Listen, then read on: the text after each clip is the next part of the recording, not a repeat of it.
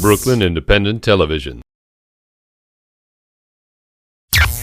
Now, public works projects tend to move at a very deliberate pace, and that's certainly been the case with the Brooklyn Waterfront Greenway Initiative. The idea actually dates back to the 1990s, and it's still years away from completion. However, progress has been made, and there are pieces of the Greenway scattered throughout the borough.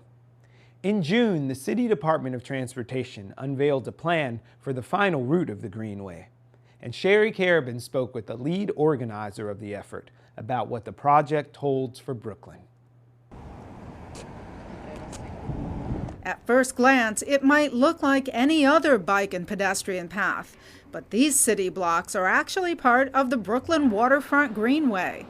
It's a name that may sound familiar, and it should, since the idea has been in the works for years. In fact, the first portions of the Greenway were identified by the Department of City Planning in 1993 as the Brooklyn Waterfront Trail. The City Department of Transportation secured some federal funding to create a mostly on-street bike lane from the Brooklyn Bridge down to Red Hook, 4.7 miles. Brian McCormick is one of the founders and director of development for the Brooklyn Greenway Initiative. He and two other co-founders have spent nearly a decade and a half working with officials, property owners, residents, and nonprofit organizations to improve and expand on the vision of the Waterfront Trail. They began as a volunteer organization, but in 2004 they became a nonprofit, helping craft a plan for a 14-mile pedestrian and bicycle path that will run through many Brooklyn communities. It starts in Greenpoint. West Street, I believe, is the furthest north, and then it would end in Sunset Park to the south. Eventually connect via now the Owl's Head Park, and connect to the Shore Park Esplanade, which would mean that we would have a 27-mile borough-wide encircling greenway. In late June, the New York City Department of Transportation released the Brooklyn Waterfront Greenway Implementation Plan, which shows the finalized route and includes the framework and funding options for the 23 capital projects that will eventually complete the Greenway from Greenpoint to Sunset Park as the money becomes available.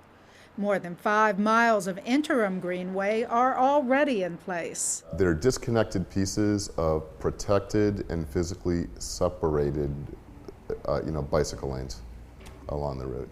So as I said, Kent, Flushing, Williamsburg Street West, through Brooklyn Bridge Park, Columbia Street here, as well as Erie Basin Park in Red Hook. But McCormick says the full potential of the Greenway goes way beyond the 14 miles now taking center stage, with the real goal including other phases that not only connect the entire borough's waterfront, but link Brooklyn with other parts of New York City as well. The big vision is the connections, so not just looking at the 14-mile route as the system, but the connections to Manhattan via the 3 East River bridges, connecting eventually to the Queens waterfront. Although only a small portion is complete, people are using it, though not all of them realize what it is. I did hear about the Greenway, I just didn't realize that this was it. I thought it was further down by Brooklyn Heights or Dumbo area. Have you heard about the Greenway? I think I've heard of it, yeah. I've heard about some plans over here too, to build more facilities and a bridge down over the promenade. But you didn't know you were running on it? I didn't know that's what it was called, that's right. They don't know what they're using yet because it's not the full thing. So it's it's our job to connect with those that are using the Greenway, so they know we are the glue that's holding it together, because we want them as our supporters. The actual completion date for the 14-mile path remains uncertain, depending on the cost and funding that is available. McCormick says the project does have $20 million in place, the majority of which was secured by Congresswoman Nydia Velázquez. Aside from the obvious advantage of having access to the waterfront, what are some of the other benefits? So it's an alternative commuting option. The second is recreation.